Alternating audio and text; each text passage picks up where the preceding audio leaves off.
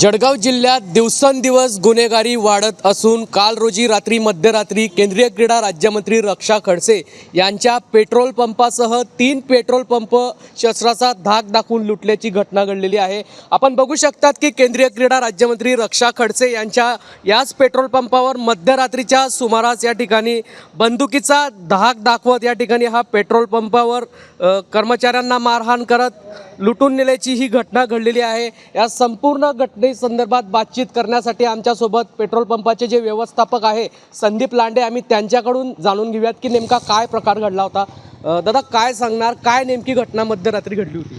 काल रात्री 10:30 वाजता 2 मोटरसायकलवरती 5 जण आले आणि त्यांनी गन दाखवून आमच्या माणसांना लुटण्याचा प्रयत्न केला। म्हणजे त्यांनी गन दाखवून अंदर ऑफिसमध्ये नेले। ऑफिसमध्ये 1 लाखाच्या वर आमची कॅश होती आणि ते कॅश ते घेऊन गेले।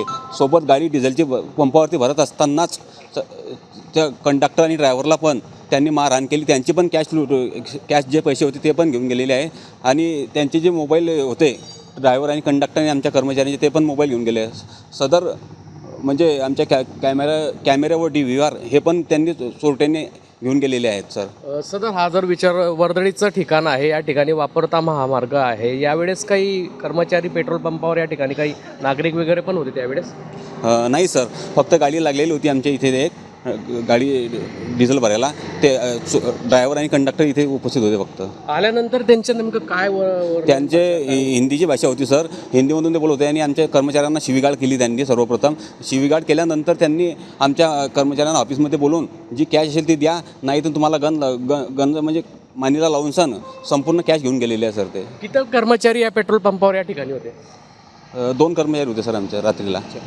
भीतीचं वातावरण होतं? हां, भीती म्हणजे वातावरण झालेलं होतं सर।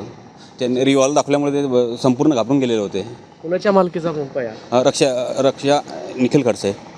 अच्छा, आता काय मागणी आपली? सर, प्रशासनाने, पोलीस प्रशासनाने व्यवस्थित लक्ष द्यायला हवे आता, जेणेकरून यापुढे अशी घटना घडायला नको। कर्मचाऱ्यांना काही लागलं आहे? कर्मचाऱ्यांना पण सुद्धा सर त्यांनी मारहाण केलेली आहे। कर्मचाऱ्यांच्या पोटामध्ये त्यांनी बुक्के मारले। दोन्ही कर्मचाऱ्यांना त्यांनी मारलेलं आहे सर।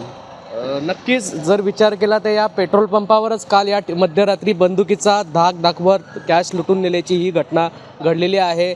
जेही कोणी दोषी आहे त्यांच्यावर कठोरात कठोर कारवाई करण्यात यावी अशी मागणी या ठिकाणी व्यवस्थापकांनी केली आहे। मात्र जळगाव जिल्ह्यातील कायदा व सुव्यवस्था या ठिकाणी कुठेतरी ढासळले असल्याचं या ठिकाणी बोललं जात आहे।